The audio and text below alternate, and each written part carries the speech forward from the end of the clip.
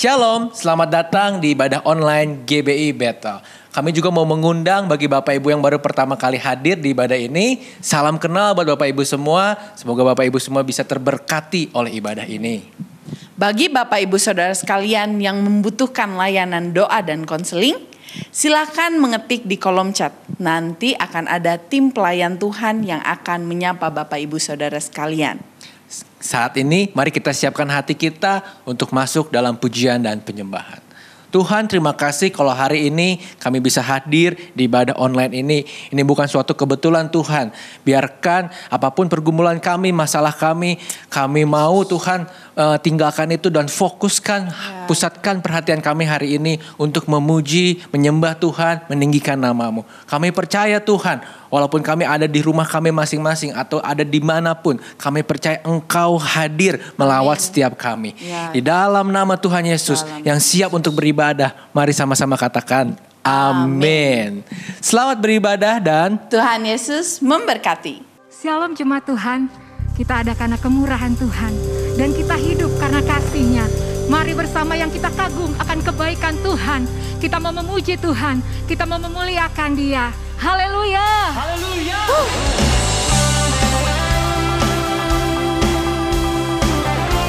Kami bersyukur Tuhan, Engkau baik dalam hidup kami Tuhan.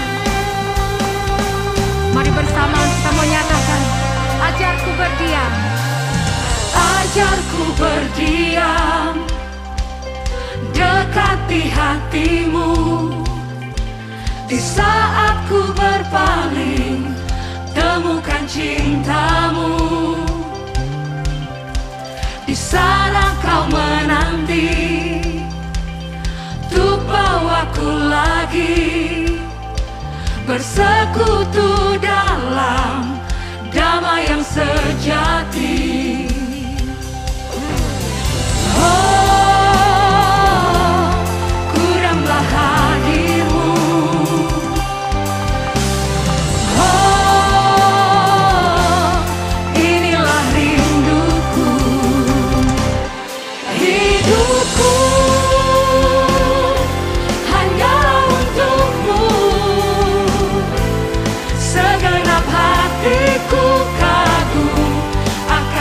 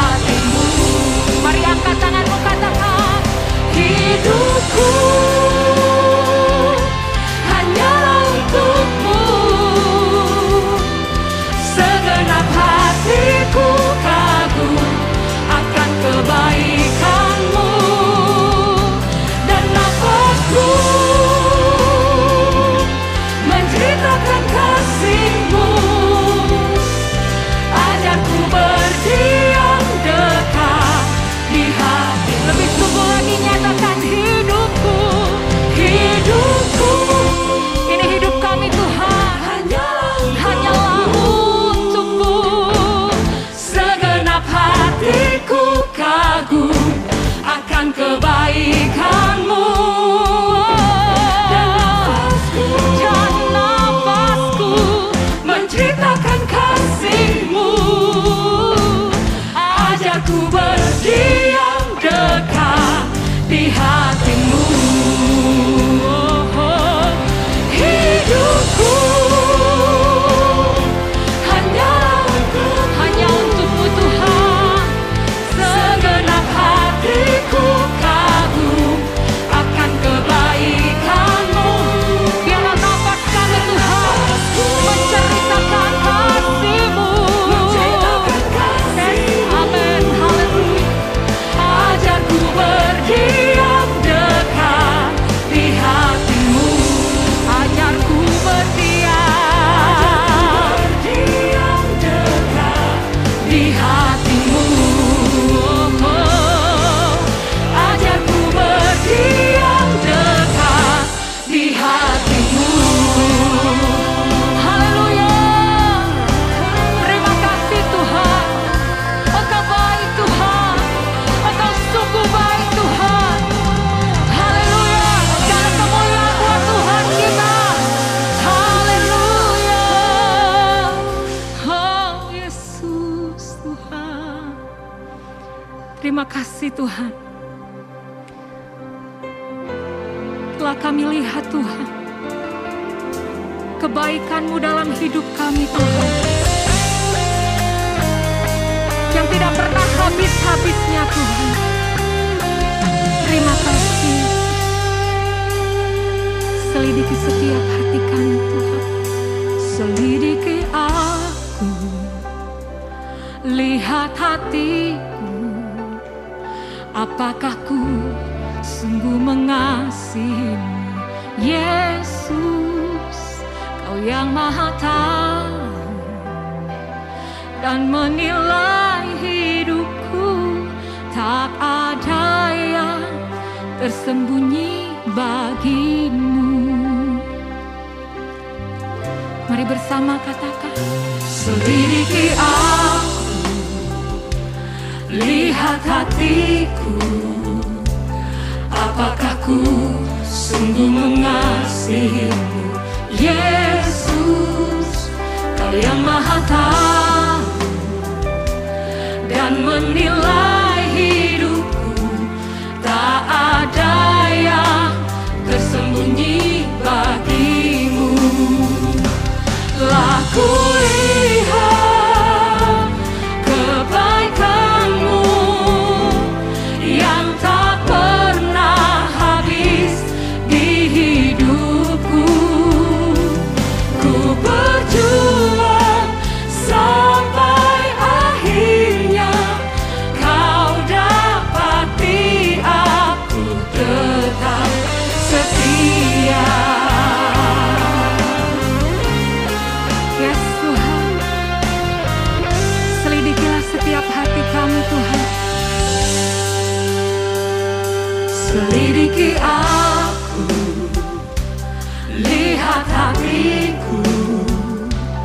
Apakah ku sungguh mengasihi-Mu, Yesus? Kau yang Maha Tahu dan menilai hidupku. Tak ada yang tersembunyi bagi-Mu. Lah ku lihat kebaikan-Mu yang tak pernah habis di hidupku.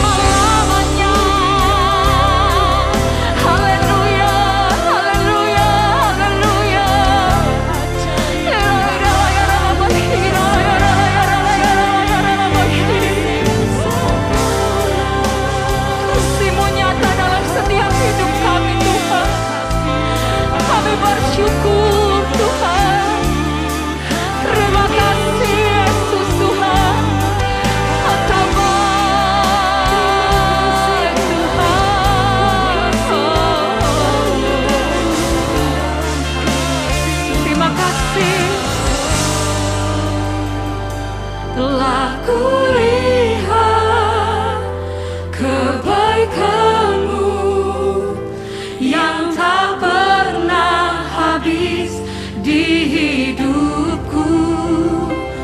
Ku berjuang sampai akhirnya Kau dapati aku tetap setia. Mau berjuang, ku berjuang sampai akhirnya Kau dapati aku tetap setia. Ku berjuang sampai akhirnya Kau dapati aku tetap setia.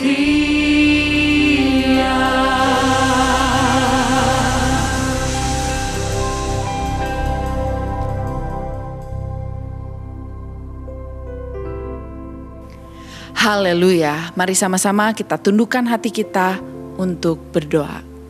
Bapa, terima kasih untuk hari ini. Terima kasih untuk selawatan-Mu. Terima kasih untuk berkat-Mu yang luar biasa.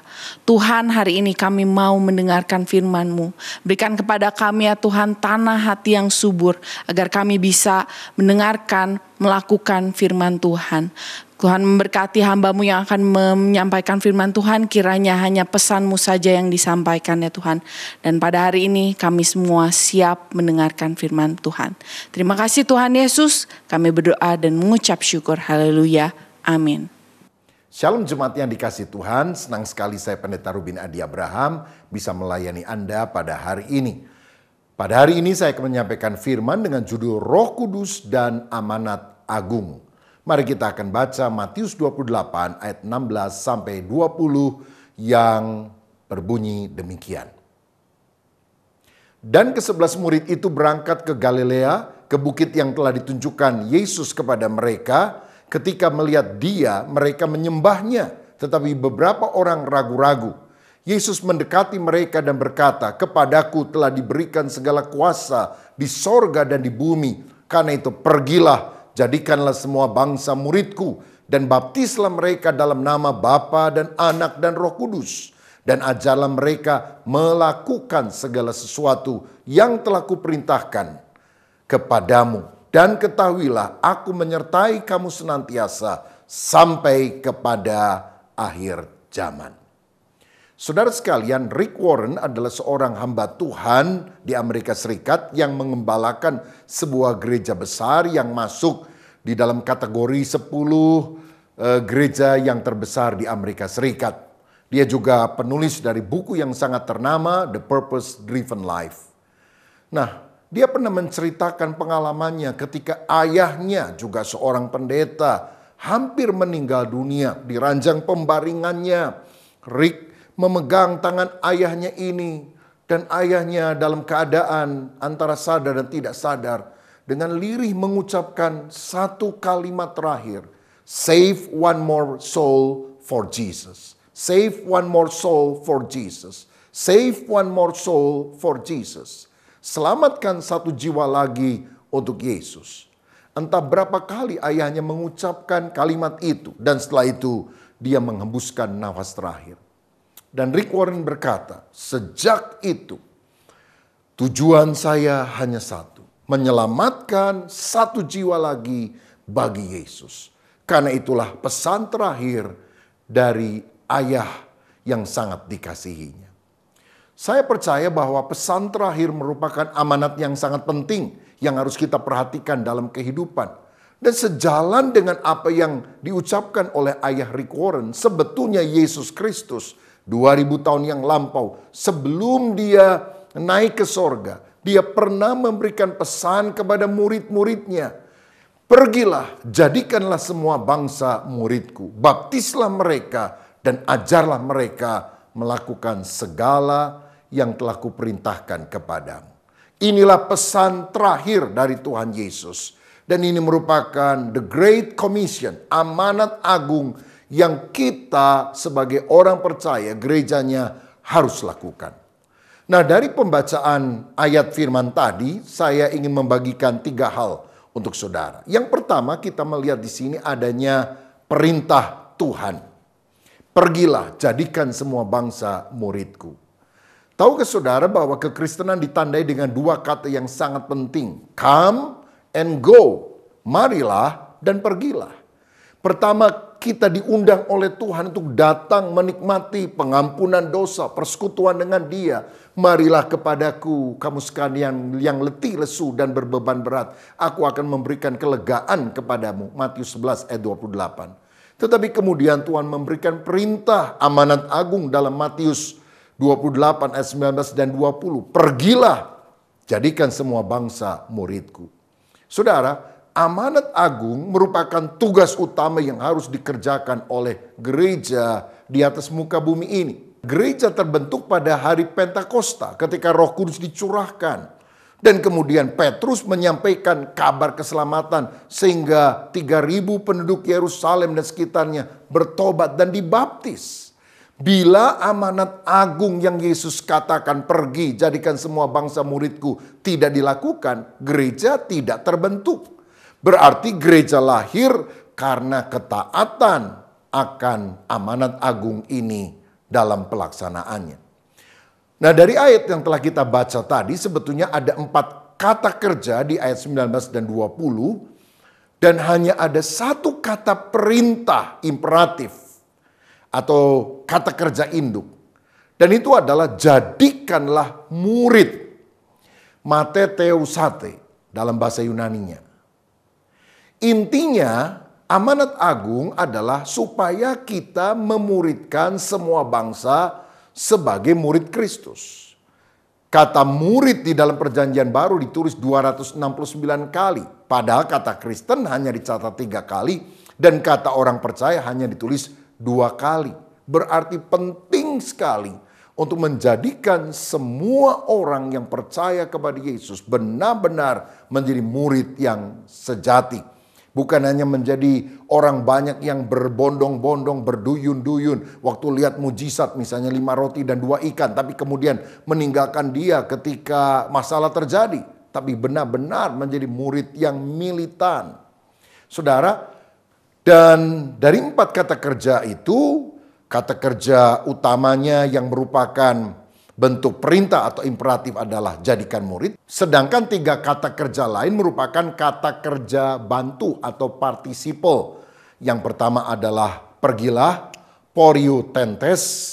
Yang kedua baptislah, baptizontes. Dan yang ketiga ajarlah, didaskontes dalam bahasa Yunaninya. Berarti perintah amanat agung itu hanya 1, pemuridan. Tetapi untuk mewujudkannya ada 3 hal yang kita harus kerjakan. Yang pertama pergilah, yang kedua baptislah, dan yang ketiga adalah ajarlah. Nah saudara sekalian, sekarang kita akan melihat bagaimana kita bisa menjadikan orang sebagai murid Kristus. Karena gereja yang tidak mentaati amanat agung sebetulnya bukan gereja yang sejati. Yang pertama, pergilah. Ini berarti kita harus memberitakan Injil atau bersaksi. Bersaksi bahwa Yesus yang adalah Allah yang menjadi manusia telah rela memikul segala dosa kita dengan mati di salib. Tetapi dia bangkit pada hari yang ketiga. Dan setiap orang yang percaya kepada dia akan diselamatkan. Hidupnya akan diubahkan. Saudara, itu sebabnya penting sekali untuk kita bisa memenangkan jiwa.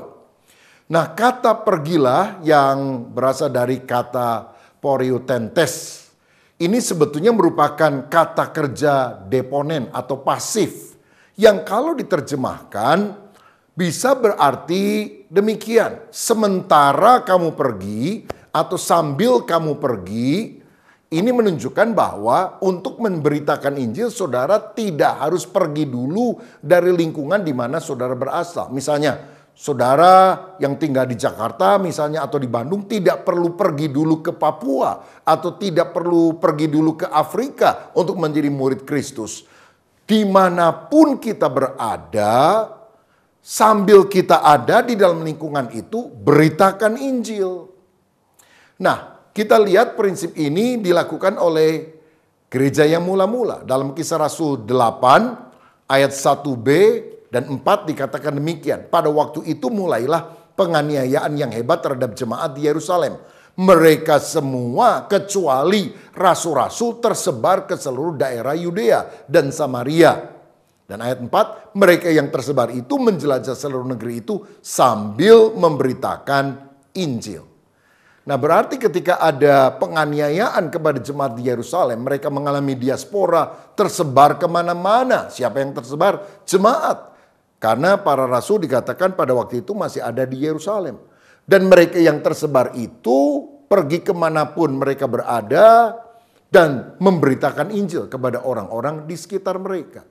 Ini menunjukkan bahwa penginjilan bukan hanya tugas pendeta, tapi tugas semua orang percaya, tugas semua murid Kristus.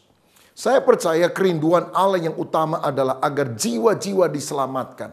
Alkitab berkata, sorga bersuka cita bukan karena manusia bisa mendarat di bulan, bukan karena ada HP yang terbaru ditemukan, tetapi sorga bersuka cita ketika orang berdosa bertobat dan kemudian dibaptis tentunya. Ada banyak orang bangga sekali kalau gerejanya penuh sesak. Wow, gereja saya maju, penuh sesak. Kenapa gereja penuh? Ada yang bilang, oh karena pelayan Tuhan di gereja kami militan semua. Ada yang bilang, oh karena pujian penyembahan di tempat kami. Wow, itu dahsyat, hadirat Allah turun. Jadi banyak orang datang ke gereja kami penuh sesak. Tetapi saudara tahu kenapa sebetulnya gereja penuh sesak? Karena gereja dibatasi oleh 4 tembok. Coba jebol semua temboknya. Sesak atau enggak? Apalagi kalau kebaktian di tanah lapang yang gede banget. Enggak akan sesak, saudara sekalian. Jadi kalau saudara mau bilang, wow gereja saya penuh sesak, bikin aja gereja yang ukurannya kecil sekali. Cepat sekali akan penuh sesak. Maksud saya apa? Kita tidak boleh membanggakan diri kalau tempat ibadah kita dihadiri oleh banyak orang. Karena ladang misi itu bukan cuma 4 tembok gereja yang membatasi kita. Dunia adalah ladang misi. Pergilah, jadikan semua bangsa muridku sampai ke ujung bumi. Itu yang diperintahkan oleh Tuhan kepada kita. Saudara, Alkitab berkata bahwa Yesus adalah gembala yang baik. Dan gembala yang baik itu meninggalkan 99 domba di dalam kandang dan mencari 1 domba yang tersesat di luar. Dan masalahnya sekarang, yang di dalam kandang itu bukan 99 domba. Masa sekarang yang di dalam kandang cuma 1 domba. Yang 99 itu masih ada di luar. Sehingga penginjilan supaya orang mendengar kabar baik, kabar keselamatan tentang Yesus. Dan kemudian membawa mereka menjadi anggota keluarga Allah sebagai tubuh Kristus, sebagai orang percaya. Sangat penting untuk dilakukan. Sayang sekali ada banyak gereja pada masa kini sangat sibuk dengan kegiatan internal. Sehingga akhirnya banyak yayasan penginjilan, para church itu bermunculan.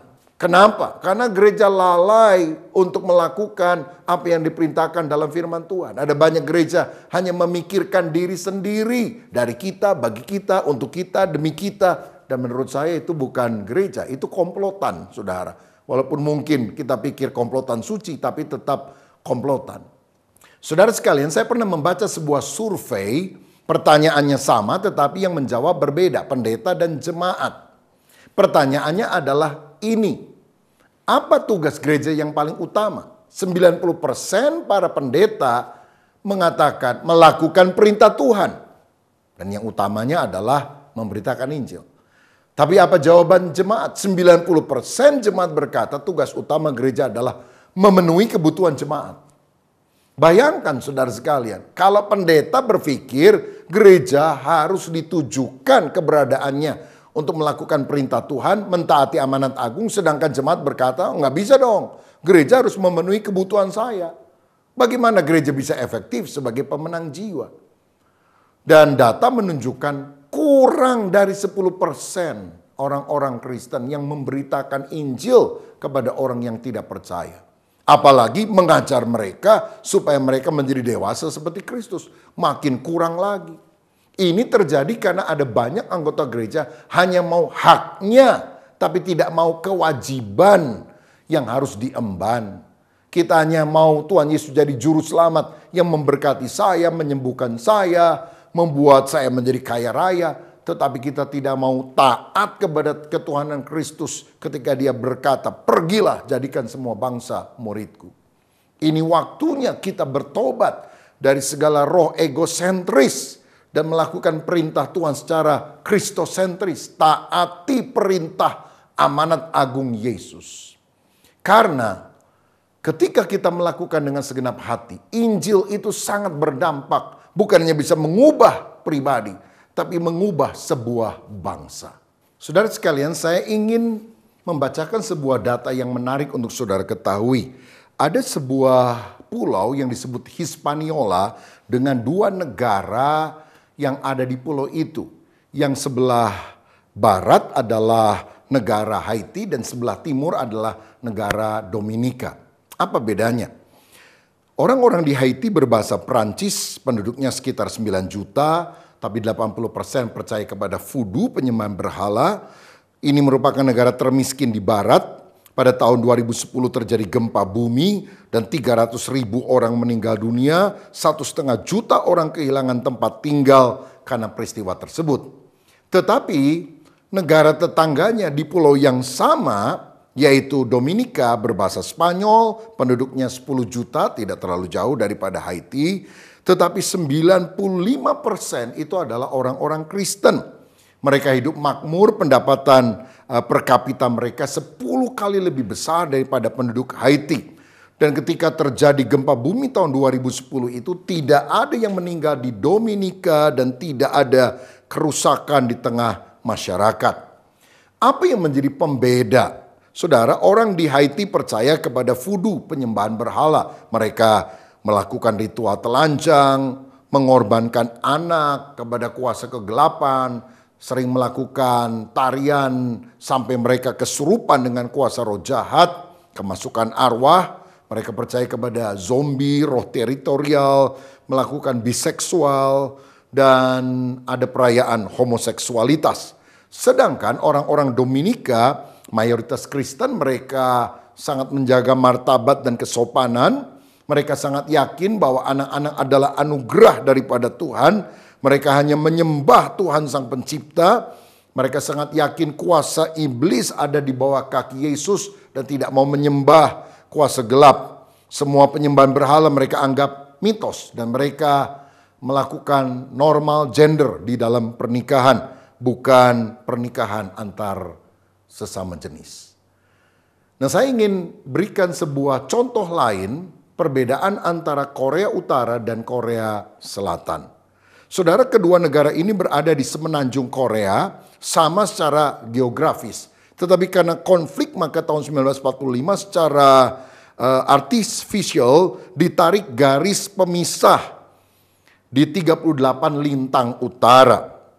Nah, ternyata penduduk Korea Utara banyak yang miskin, banyak yang kena penyakit TBC, malaria, hepatitis. Pada tahun 1994 sampai 1998 terjadi kelaparan di Korea Utara dan sekitar 3 juta orang meninggal di sana. Sedangkan di Korea Selatan tidak ada orang meninggal karena kelaparan pada waktu itu. Dan sejak tahun 1950 sebagian besar terlindung dari bencana alam. Bahkan kini Korea Selatan menjadi negara dengan ekonomi terkuat ke-11 di dunia.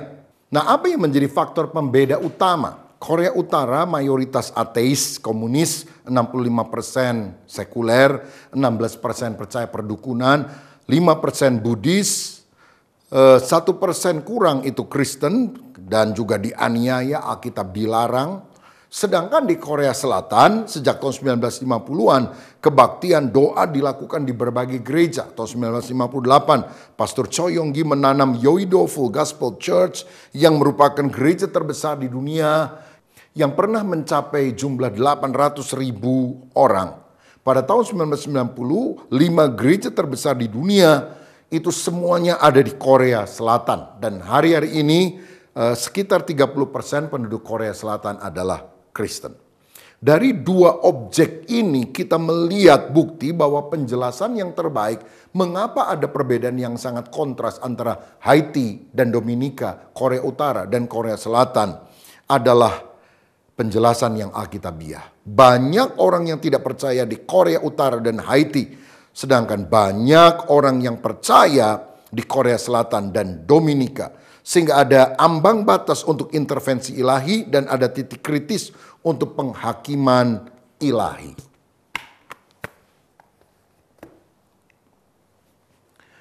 Dari sini kita melihat kebenaran firman dalam Yohanes 10 ayat 10 yang berkata, pencuri datang hanya untuk mencuri, membunuh, membinasakan.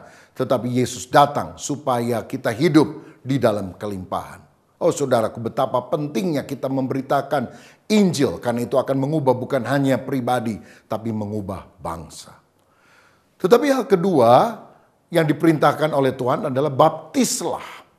Ini menunjukkan orang yang percaya kepada Yesus harus segera dibaptis.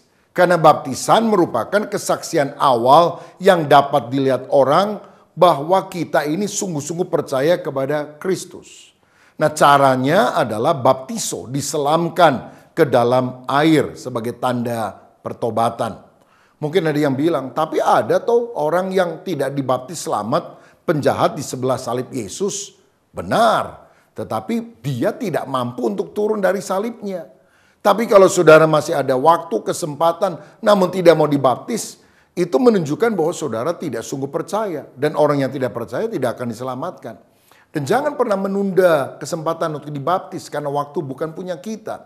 Saya teringat satu kali ada sebuah keluarga, dulu memang bukan orang percaya. Tapi anak-anaknya sekolah Kristen akhirnya ke gereja semua, bahkan ibunya juga ikut ke gereja. Cuma bapaknya yang belum. Nah bapaknya ini sebetulnya tidak menentang untuk mereka jadi Kristen. Tapi gak pernah mau kalau diajak ke gereja, apalagi kalau dibaptis. Tapi satu kali saudara, suaminya kena serangan jantung mendadak, masuk ke ICU dan dia sadar kalau dia mati. Wah bisa masuk neraka ini karena dia belum sungguh bertobat, belum percaya, belum dibaptis. Maka ketika dia sedang dirawat di rumah sakit itu, dan kebetulan pada satu hari mereka berkumpul di dalam kamarnya, si ayah berkata begini, Tis, karena ngomong sudah agak susah. Istrinya tanya, ngomong apa Pak? Tis. Anak pertama, kedua, dan ketiga bingung, apa ini maksudnya? Tiba-tiba anak yang kecil menjawab begini, saya tahu sebelum papa mati, rupanya dia ingin makan petis. Maka dibelikanlah petis dan dijejalkanlah ke dalam mulutnya. Matilah dia, saudara. Padahal yang dimaksud adalah minta baptis, bukan minta petis. Maksud saya adalah ketika ada kesempatan, mari kita sungguh-sungguh memberi diri dibaptis. Dan hal yang ketiga yang harus dilakukan adalah ajarlah. Orang yang telah mendengar Injil, dibaptis, harus diajar untuk mengetahui perintah Tuhan dan kemudian taat melakukan. Sehingga ada keseimbangan antara doktrinal dan praktikal. Ngerti kebenaran dan melakukan kebenaran. Kisah Rasul 2 ayat 42 mencatat bahwa jemaat gereja mula-mula mereka bertekun dalam pengajaran rasul-rasul.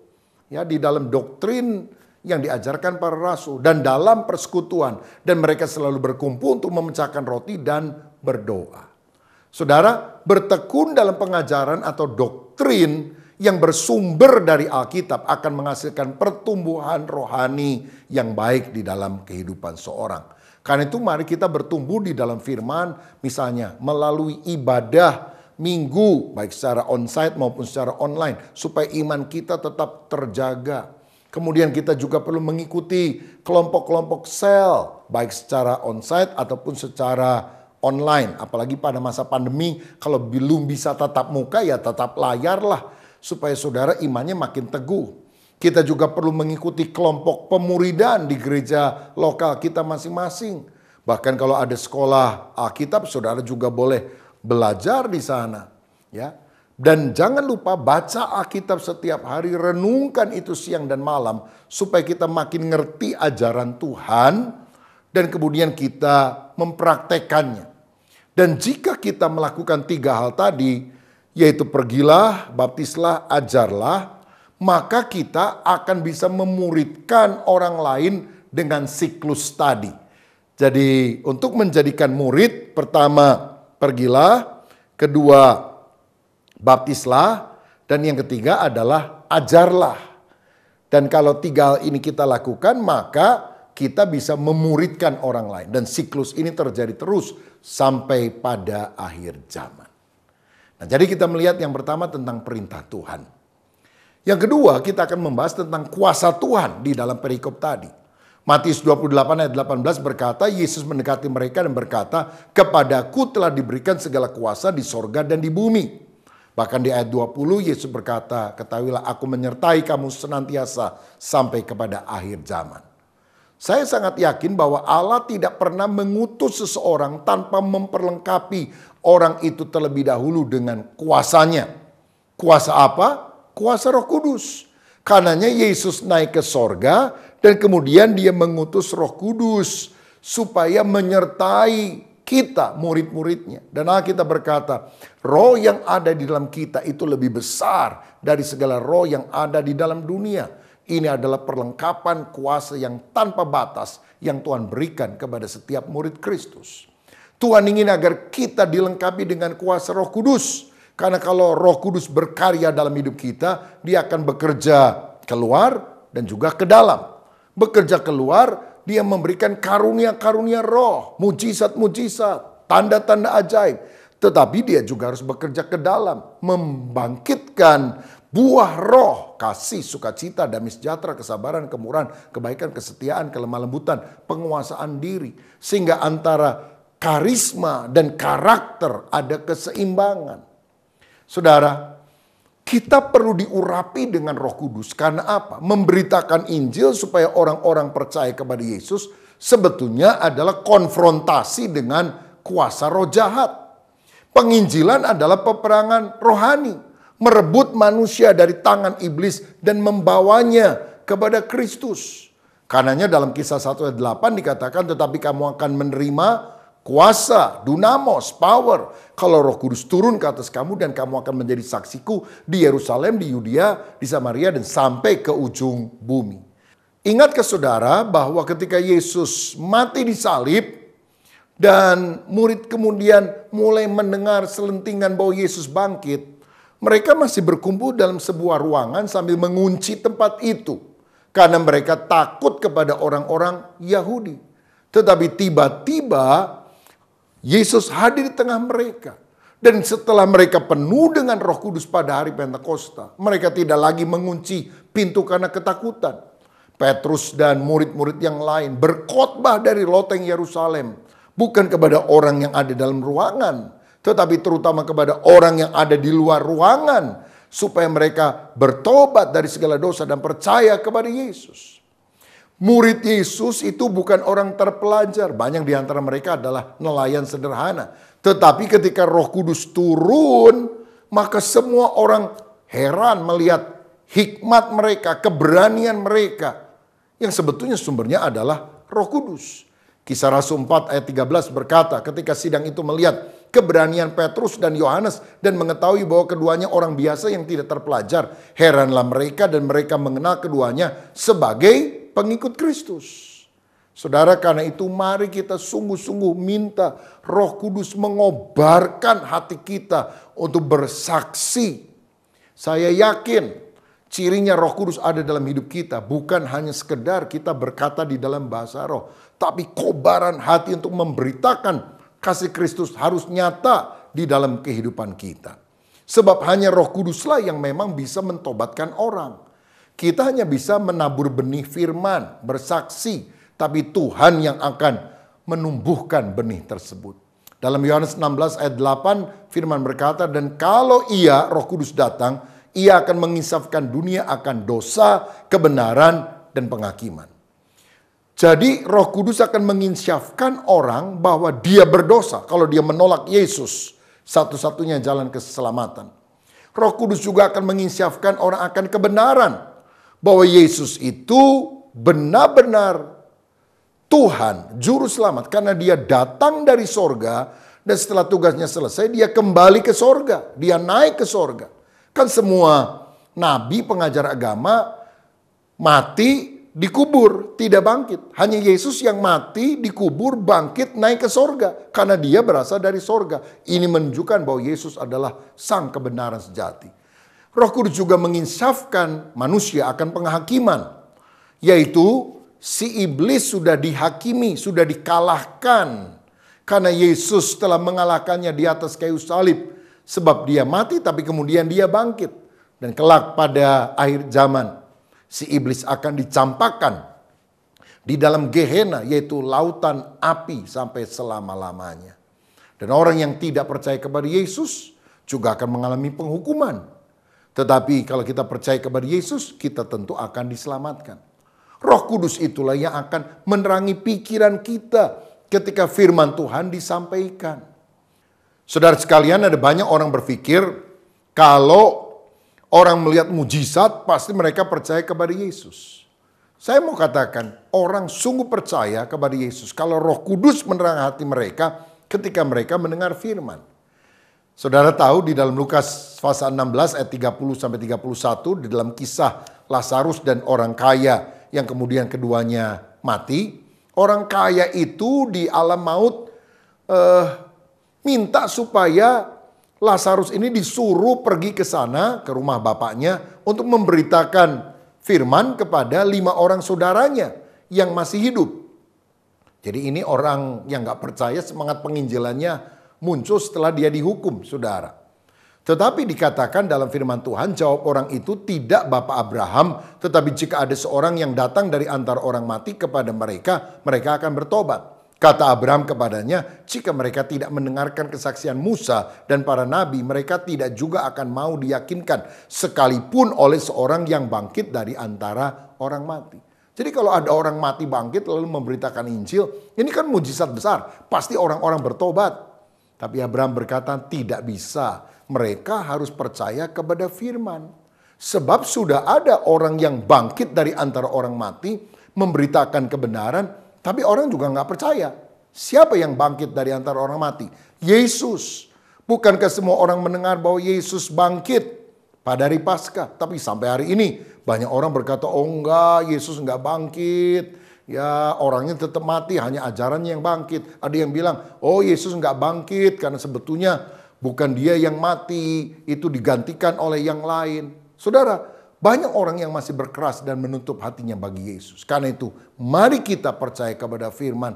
Mari kita minta dipenuhkan dengan Roh Kudus. Karena kalau Roh Kudus turun, maka kita sungguh-sungguh akan dilengkapi dengan kuasa Allah.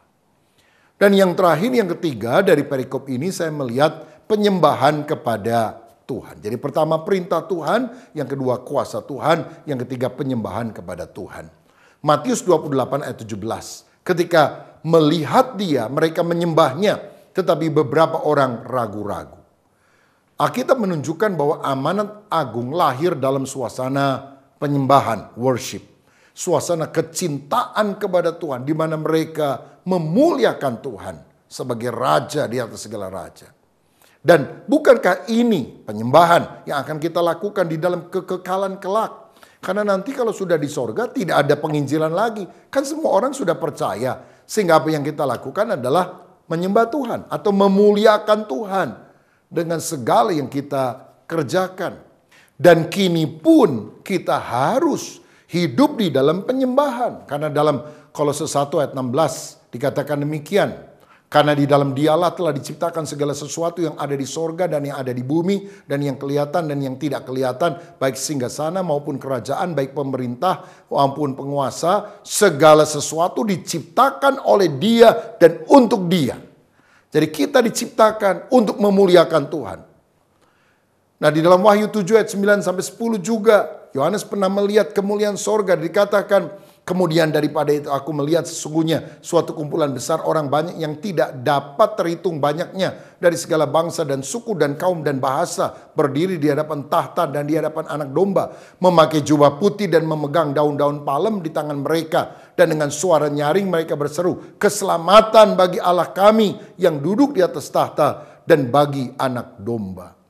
Saudara, nanti di sorga kita akan memuliakan Tuhan, menyembah Tuhan.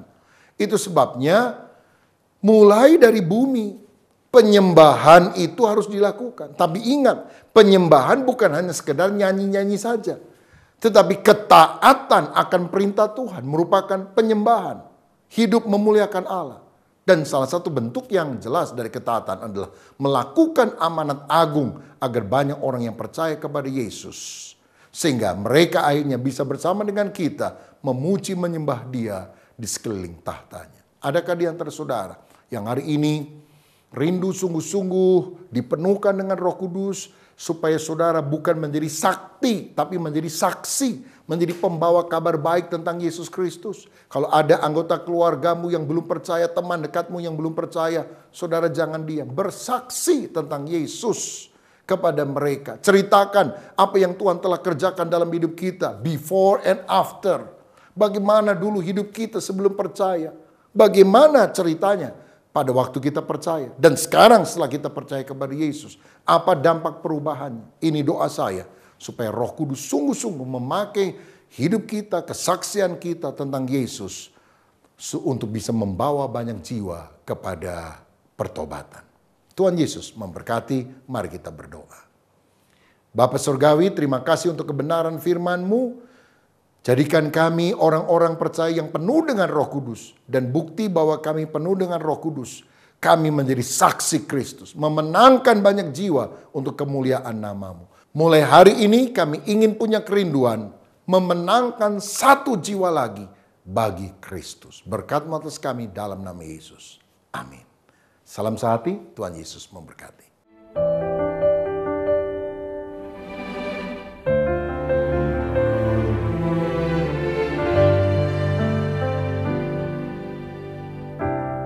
Kekuatan di hidupku, ku dapat di dalam-Mu. Kau teguhkan hatiku, tiada yang mustahil bagi-Mu. Sebab aku percaya, bukan karena melihat, namun karena firman-Mu yang selalu digenapi di hidupku. Ku percaya, bukan karena melihat, namun karena firman-Mu tiada pernah berubah.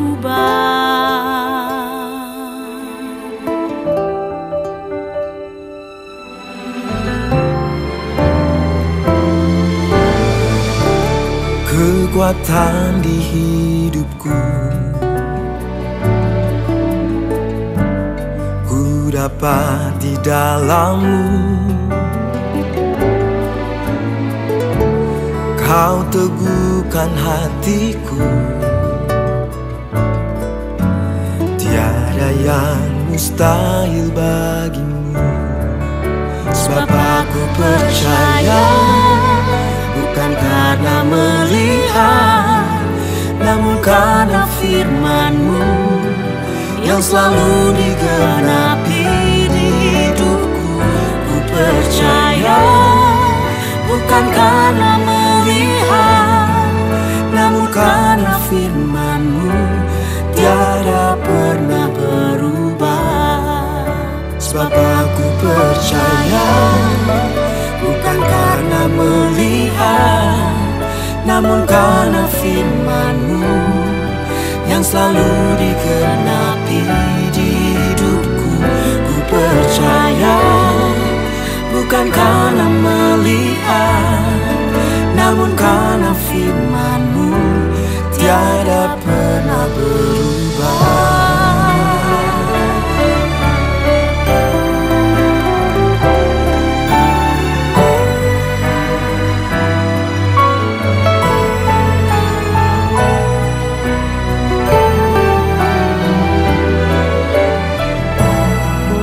Sebab aku percaya, bukan karena melihat, namun karena firman-Mu yang selalu digenapi di hidupku. Ku percaya, bukan karena melihat, namun karena firman-Mu tiada pernah berubah. Namun karena firman-Mu tiada pernah berubah.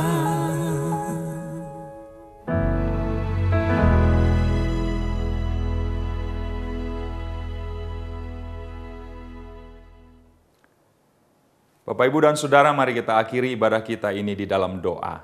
Tuhan, kami menaikkan syukur kepada Engkau ya Tuhan, satu-satunya Allah dalam hidup kami, Bapa yang Maha Kuasa, pemelihara kehidupan kami. Engkau yang terus mengasihi kami dengan memberikan kepada kami kekuatan yang senantiasa baru. Terima kasih untuk ibadah hari ini yang sudah boleh kami laksanakan bersama-sama. Biarlah Tuhan terus menyatakan kepada kami arahan, kebenaran-Mu, firman-Mu, dan semua yang kami butuhkan di dalam kehidupan kami menghadapi masa-masa yang sukar. Kami percaya Tuhan senantiasa beserta dengan kami. Sekarang kami angkat tangan kami ya Tuhan, turunlah atas kami sekalian berkat yang melimpah dari Allah Bapa Surgawi, di dalam Putra-Mu yang tunggal Tuhan kami Yesus Kristus, serta di dalam persekutuan dengan Roh Kudus, Allah Tritunggal yang akan menyertai kami mulai saat ini bahkan sampai selama-lamanya. Kami terima berkat-Mu hanya di dalam nama Tuhan Yesus Kristus, dan semua kita yang percaya dan diberkati Tuhan mari katakan amin. Tuhan memberkati Bapak, Ibu, dan Saudara yang dikasihi Tuhan.